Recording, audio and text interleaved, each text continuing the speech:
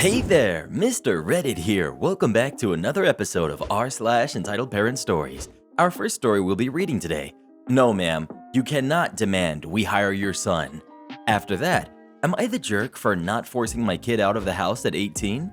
And after that, I don't know how to email. Can't you just do it for me? Now for every thumbs up this video gets, one Karen drops her phone. Leave my phone out of this. So please smash that like button. And if you're new, subscribe and turn on notifications for new stories from Reddit every single day. No, ma'am, you cannot demand we hire your son. A few years ago, I worked at a store that dealt in used electronics. It was mostly movies, games, and pop culture merch, but we also sold a wide variety of items like cameras and headphones. It was a very popular store, due partly to the low prices and the fact that we generally paid more than our competitors for used goods. But customers also liked the atmosphere. The staff was very close-knit, and management encouraged a casual approach to customer service. So not only was it a cool place to shop, it seemed like a cool place to work, which it was. This meant that during all times of the year, we were flooded with applications. We actually had a new apps box behind the counter that had to be emptied for filing once a week because it would always fill up. As a retail establishment, we did have a moderate turnover, but the store was small and only had 11 to 15 people employed there at any given time, so we only occasionally picked up new hires. This didn't stop people from applying, especially recent graduates who were hoping that the cool video game store would be their first job. I was working the front counter at the time Entitled Mom walked in the door. This happened a while ago, so the conversation is of course paraphrased. She approached me, and I smiled and greeted her. Me. Hi, how can I help you? Entitled Mom. Hi, can I speak to the manager? Me.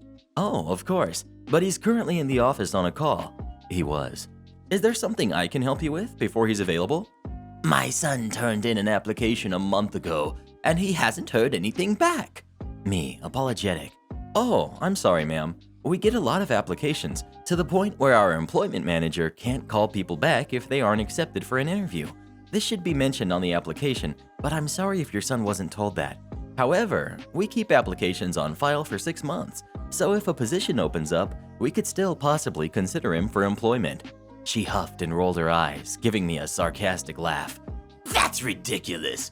Are you guys prejudiced against hiring boys or something? I blinked at her. I was one of the 2 girls employed at this location, compared to 11 guys. Of the 4 people visible behind the counter, I was the only girl. Me. Ma'am, I'm one of the only girls that works here. Entitled Mom seemed to notice this and began to splutter a little because she was getting flustered. She continued laughing sarcastically through her sentences. So what? Are you prejudiced against hiring hard workers? I honestly didn't know what to say. I was trying not to laugh because it was such a weird response. Me. No, we just have a lot of applicants and the chances of getting picked are low. It's not personal. But if you'd still like to ask the manager about it, I can go see if he's finished on the phone. Entitled Mom, huffing, still laughing. No, never mind. This is just ridiculous. I'm taking my business to your competitor. She stomped away. After she left, my coworkers and I just looked at each other and started laughing. We chatted about it for a little while, and when the manager came back from the office, we told him about the encounter. He basically said what I said, that it was one application in a sea of many, and it wasn't personal. Honestly, if you come into a store and demand the manager to hire your kid, it's probably only going to hurt their chances. Nobody wants to deal with someone's crazy parent hovering around the business all the time. Speaking of cool stores, what's your favorite store of all time? Please let us know. 3 words. Bed, Bath, and Beyond. Isn't that actually 4? Am I the jerk for not forcing my kid out of the house at 18? My child's father and I have very different parenting philosophies. He very much believes that kids need to be out of the house at 18 and self-supporting, and there is no relying on mom and dad. I definitely don't have that idea. My family doesn't have any kind of "you need to be out of the house by X age" ideas. I didn't move out for the first time until I was 21, and I lived with my parents off and on after until I got my current place almost 20 years ago. It's not anything to do with gender, and it's not a "you can mooch off of us forever" dynamic. The kids are expected to be working or in school, but it's not a huge deal for them to live with parents unless they're addicts, make really terrible decisions, or are just lazing around. My family doesn't produce many kids due to late marriage and low fertility, and family dynamics are just different when you know you're only having one kid versus families with potentially unlimited kids. My place is a 2-bedroom that is set up as a roommate situation. Everyone told me I would quickly outgrow it and it would be inconvenient, but life only allowed me one pregnancy before my system gave out, so I never did. My child is doing well in school, is perfectly well behaved, and will be going to college in the fall, although online now. There's absolutely no reason I wouldn't let them live with me as an adult. They may not find it ideal, but there's no reason they would have to be homeless. My child's father remarried a woman with a child and had 3 more kids, bringing his total to 5 kids. He has a typical 3-bedroom. We have monthly family meetings, and at the most recent one, he brought it up, I guess trying to scare them, and started talking all this crap about them finding their own place soon, and life wouldn't always be this easy. I was taken aback and said that it was ridiculous. Of course my child will have a home, at least with me anyway, and that it wasn't my fault he had so many kids that he had to make these arbitrary deadlines. He was enraged that I was undermining him and letting my child hide behind me and from adult life. We left soon after. My family is telling me that I should have been less blunt about it and just kept things on the down low because I basically just said their father was a jerk with no authority. I mean, if the shoe fits, but I suppose I maybe could not have thrown his opinion out so bluntly. Well, who would you agree with, the mom or the dad? Please let us know. I don't know how to email. Can't you just do it for me? Our store allows customers to email their print jobs to a server, which will then send back a code straight to their inbox and allow them to input it on the machine for quick and easy printing. All of this is fairly obvious. We have signs posted everywhere, not to mention we tell everyone how to do it when they ask us. This is a self-service option. Any order placed with me, a full-service employee, is done online or in person, and it's obvious you are expected to pay more for that service. We explain this to every customer. Not only that, but once you get to the machines, it is printed clear as day on how to follow the steps, what the email is, and how to input the code once you get it. The steps are simple. Press your option, print, put your card in, select how you are printing, by USB or email, put in your USB or your code, then print. However, if you've ever worked retail, you know just as much as I how people don't read. Regardless, for the sake of customer service, I swallow all these thoughts down and try my best to help. A woman comes in and tells me she needs to print from her email. I tell her how, and she is almost immediately angry. Lady, I don't know how to use email. Can you just show me how? Me, I actually don't know your email or the service you use. You would have to find your documents, and then I could. Why can't you just print it? Me, well, you need to email it over to this first, so we can access it, and I'll show you how to print it over on our self-serve printers. Lady, you have printers back there? Just print it. Moves phone closer to me. Me steps back slightly. Unfortunately, I can't touch your phone due to safety reasons, and this is our full service area. If I were to print your documents, there is a mandatory upcharge to have them printed on the spot. You can come back at this time to pick up your order if you'd want to waive that fee. Lady, it's 1 page. You can't just print it. I need this now. I can't wait. Me, trying to hide my frustration since this is the 3rd time I'm having this conversation and I've got $1,000 jobs that need to be finished. Her 15-cent job doesn't matter much to me.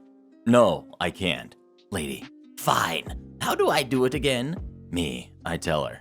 I can't get it. Something's wrong. Me, looks to see that she's getting an error that she's not signed into her email. You just need to enter your password. I don't know my password. Me, stammers. I don't know your password either. What good is that? My phone service just changed, and my husband needs these documents printed, so now I don't have access to the right email. But I need these documents. Me, well, you can just hit reset password and follow the no, because it's gonna try to text me the code, and I don't have the same phone service. Why don't you understand? It's so simple. Me, try not to hit her. Ma'am, we are not your phone company. Neither are we your email service. You are using our self-serve area. I've done everything I can for you, but this is something you will need. She goes to interrupt me, but I raise my voice so she can't. To solve. If you can't access your documents, there's nothing I can do. I can't print what's not in front of me. I can't pull it out of thin air. Lady, your job is to help me. And your job is to have your documents ready to print. Now I have other customers I need to help. When you get your documents ready, I'll be glad to help you." At this point, I just ignored her while she sat there and shouted every so often, "It's still not working." There was nothing I could do. Every avenue I tried to go down to help her, she blocked off. Besides, I had a line of 6 or 7 behind her. I'm only one person, and I can't sit there for half an hour to play IT. That's simply not my job. She ended up calling the manager over, who spent nearly 2 hours with her, only to find out those documents weren't even in her email. She threw a fit, but I was so busy I didn't get to hear it. Have you ever had a customer drive you absolutely crazy? If so, what were they doing? Please let us know. I don't see why they couldn't have just printed it for her. Am I the jerk for refusing to babysit unless paid full price? I, 19 female, have extensive experience with kids, worked at a preschool for 3 years, have babysat for over 300 different families, have Montessori training, fully certified in CPR and first aid, etc. For this reason, I typically charge more than the average college babysitter would. Parents know that when they pay for me, they pay for a higher level of care, so price usually isn't an issue. A few weeks ago, a mother with 4 kids, who are 9, 6, 3, and 6 months, who was referred by a family friend, asked me to babysit from 8 a.m. to 10 p.m. on a Saturday. After corresponding with her for a bit, she told me she could only pay the rate I charge for 2 kids instead of 4. Given that she was a friend of our good friend and I didn't have any other jobs lined up, I said that was fine with the condition that I wouldn't be doing housework. I generally do cook and clean when I babysit, but since she wasn't paying full price, we came to that agreement. I arrived at her house and was immediately taken aback. Everything was a mess. Her kids were virtually uncontrollable, and she had left a list of things for me to do, many of which involved serious cleaning. She rushed out of the house before I had a chance to talk with her and left me with 2 of her kids screaming without additional notes. It was a disaster. There was little to no food in the house. Her elder 2 were extremely defiant and bawled when disciplined. The 3-year-old wasn't toilet trained, and the baby screamed when put down. I'm generally good with clingy kids, defiant kids, and know how to help those who aren't toilet trained, but I have never had to deal with all 3 at once in such a cluttered house. More than once, I found exposed outlets, scissors, and sharp objects left out, and over-the-counter medication laying around. Despite having agreed not to clean, it would have been a serious safety hazard to leave the house the way it was. At the end of the night, I made her aware of the difficulties before taking the money, reminding her we had agreed I wouldn't do housework and saying I was concerned. She responded with a typical, "Oh, everything's fine. I know we're a little hectic, but so is everyone else. Blah, blah, blah." A week later, she asked me to come again, this time from 10 a.m. to midnight. After doing a little math, I told her I would not be returning to her house to babysit unless she paid me the full price for 4 kids, and more if she wanted me to clean. She was clearly very upset and kept begging me to lower the rate, but I told her it was unfair to have me do that much for what she was paying and to find another sitter if she couldn't pay. She then resorted to harassing me on social media and writing a scathing review on my babysitting page. A number of her friends joined in, saying I'm the jerk who's only in it for the money. A few people pointed out that I've given larger discounts to good friends in the past. Was it too much to ask that she pay full price? Am I the jerk? Well, what do you think? Should OP lower her prices for that lady? Or no? Please let us know. I think she should do it for free. Okay, call my dad. Just remembered this story from junior high when talking to some friends last night and figured a few of you would get a kick out of it. In 9th grade, I was a little bit of a jerk. I have pretty severe ADHD and made it a habit of messing with teachers. I never really did anything bad per se, but was constantly disruptive and talked back a lot. My grades were solid though, so mostly I just ended up with a lot of lunch detentions. One teacher in particular, Miss On Time, really did not like me. And after my MC, she basically didn't speak directly to me for the remainder of the school year. Now onto the story. Miss On Time hated students being late to class. Anyone even a minute late would be sent to in-school suspension for the rest of the class and then would receive a 1-day detention for the first infraction, a week for the second, and 2 weeks for the third. About halfway through the school year, she made an adjustment to the rule. Nobody was quite sure why, but the rumor was the front office had a talk with her about her policies for sending so many kids to detention and ISS. The new policy was that if you were able to complete a task, you would be allowed into the classroom. These ranged from doing a math problem on the board in front of the class to collecting trash around the room before you could sit. Well, I took this as a free way to show up whenever I wanted. After showing up late for the 4th or 5th time in 2 weeks, Miss On Time started to get mad, and the tasks started becoming more and more difficult. The next time I showed up late, I had 15 seconds to recite the alphabet backwards. Otherwise, she threatened ISS for 2 weeks. This is where the MC comes in. After she had implemented this new rule, I started asking friends from her class what tasks she's been assigning during the other periods.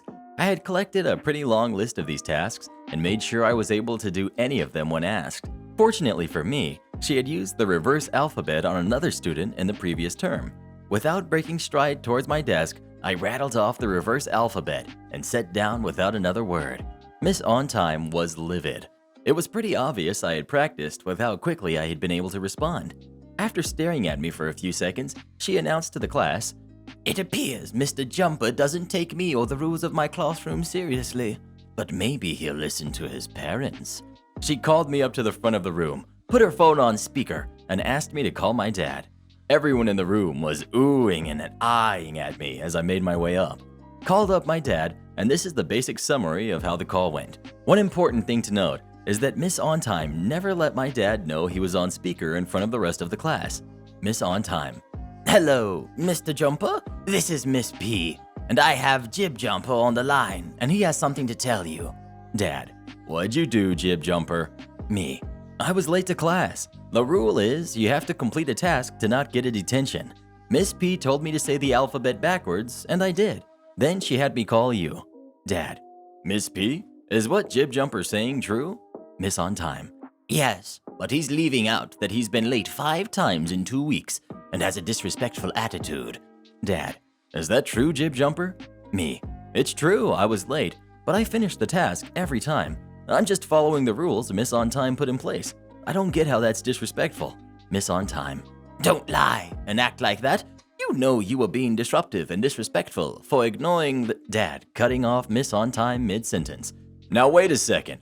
You're calling him a liar, but you put the rule in place that he could do a task to get out of detention?"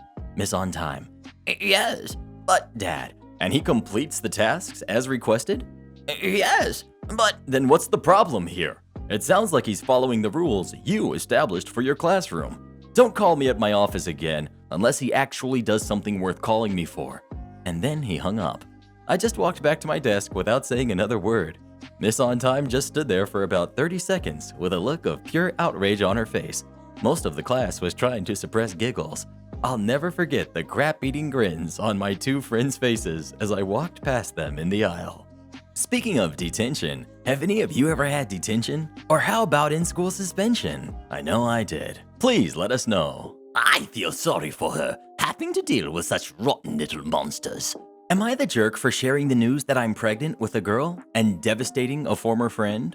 I, 36 female, was best friends with Georgia, 36 female, when we were both 5.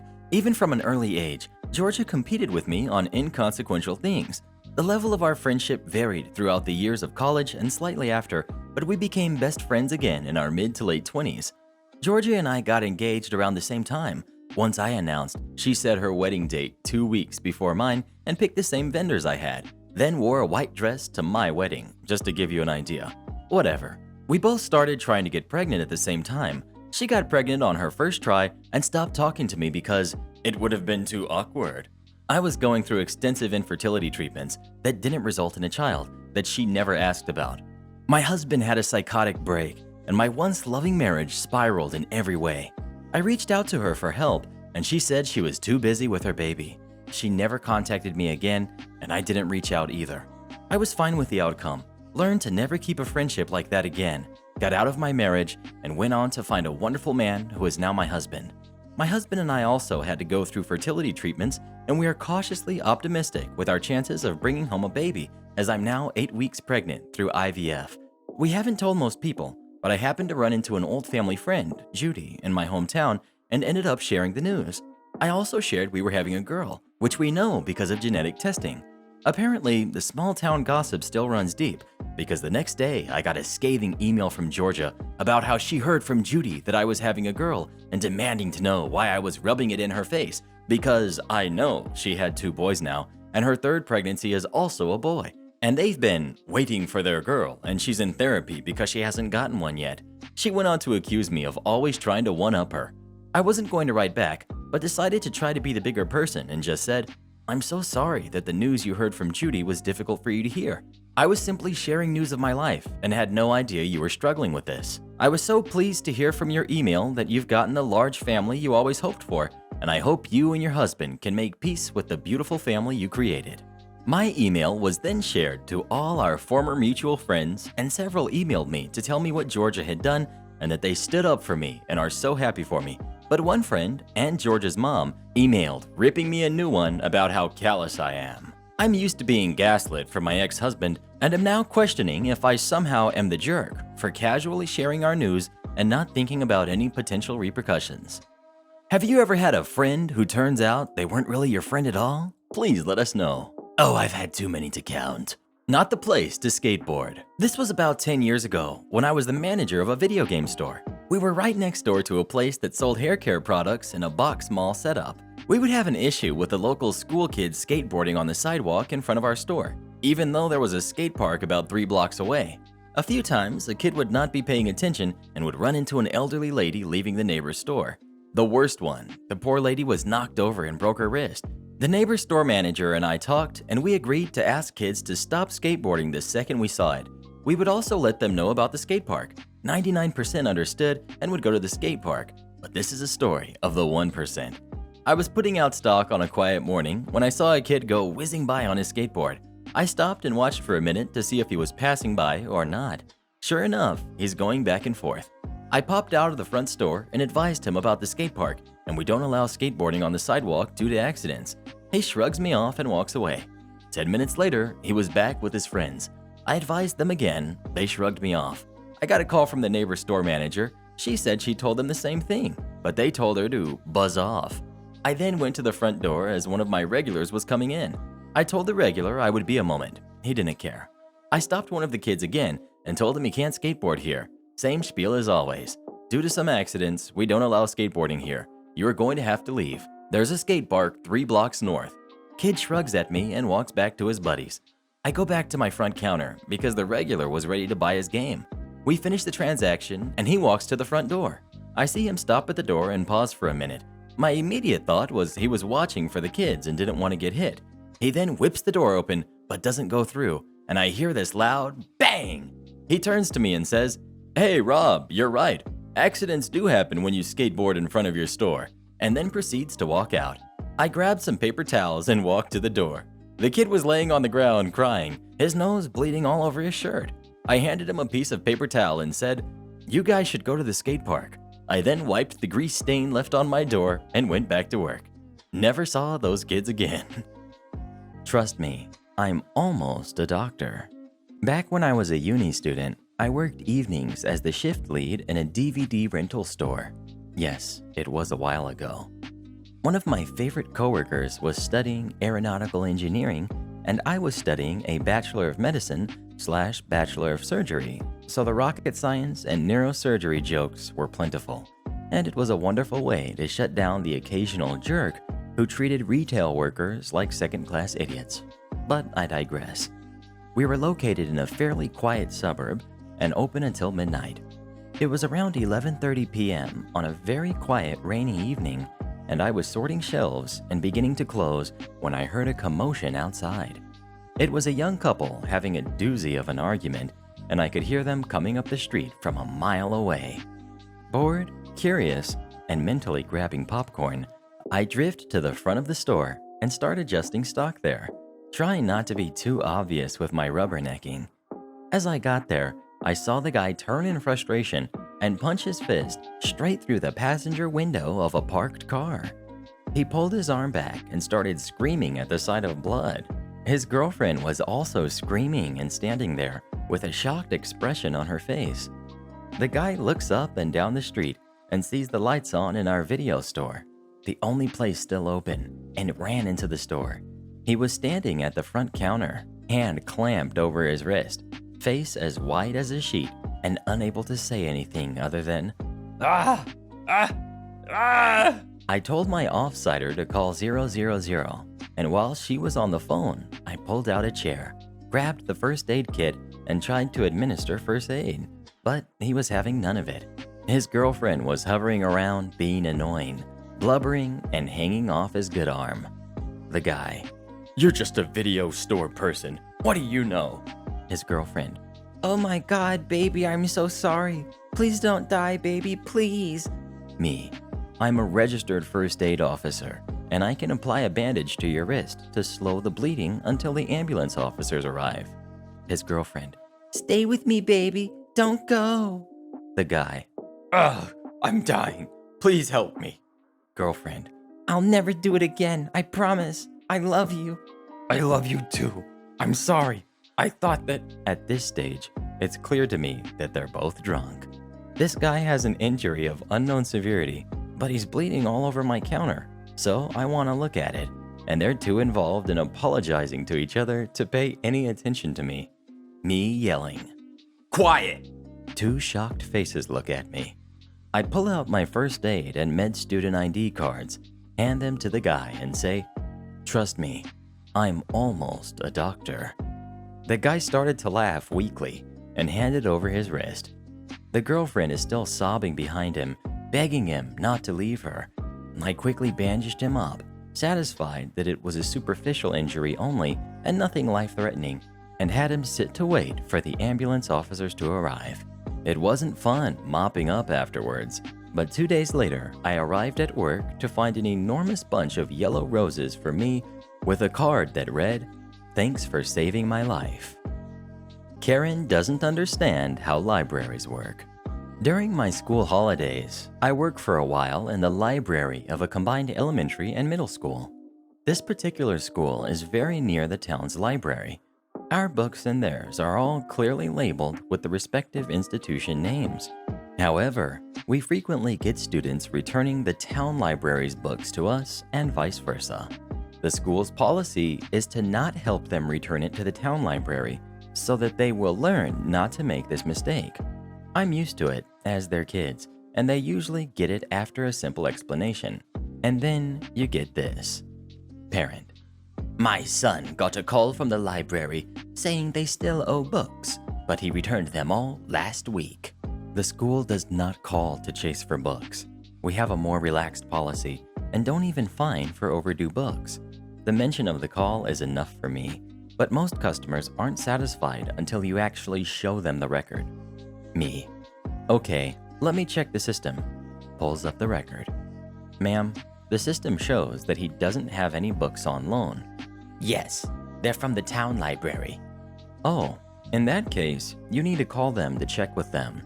But he returned it. I was waiting downstairs. He told me he was going to run to the library and drop them in the book drop. Points to our book drop. He returned the town library's books here? Yes. So why are there still books on his account? Ma'am, our system is different from the town library system. He cannot return their books here or vice versa. Yes, he can. My son said he can. Sorry, ma'am. He may put their books into our book drop, but if we scan it, it won't be found in our system record. We will see that it's not one of ours and put it aside for the student to come back to collect it. Why didn't you inform us? We do not have any record of which student borrowed the book. But he borrowed it. It should show his name. Me, patiently. But our system is different from the town libraries. It will not show the name of the person who borrowed it. The parent keeps this up for some time. I'm trying my best to explain it patiently, but she doesn't get it. The elementary school students understand this better than she does. I end up using the dumbed-down parallel I give to the younger students. It's like if you go to McDonald's, you can't buy a Burger King burger there because they are different stores. You must have the book on the shelf. You can check the shelf and see that he did return it. I check the cupboard where we keep the town library's books that have ended up in our book drop, but we do not have the title that the parent mentioned. Sorry, ma'am, we don't have it. Are you sure he returned it here? Yes, he did. Why won't you believe me? Points insistently at our book drop. I'll get him to come and prove it. Okay, you can ask him to come by. Would you believe it? Some days later, the parent comes back again. This time, she has complained to the school office, who apparently was finally able to get through to her, that our library systems are different. My son returned the town library's books here. Do you have them? Me, checking to see if they have been found over the last few days. Yes, here you go. The person who called me said there's a fine for overdue books. You'll have to check with the town library. At the school's library, we don't implement a fine for late returns. But it's not fair. We shouldn't have to pay a fine. Sorry, I have no control over that. I have a feeling I know what's coming. Sure enough, she delivers. No, I shouldn't have to pay. My son returned it here. Points petulantly to our book drop. How can you charge me when I returned it here? I facepalm. I mean, I can excuse a kid for not being able to tell the difference, but this is an adult in her 40s. If you enjoyed this video, we've got another one you're going to love. It just popped up on the screen, so come watch it and we'll see you when you get there. And huge shout out to Nita, our newest channel member. Thank you so much for supporting the channel. Join as a channel member today and we'll give you a special shout out in our next video. And if you'd like us to make a special video for you or a loved one, come visit us on Fiverr, link pinned in the comments below.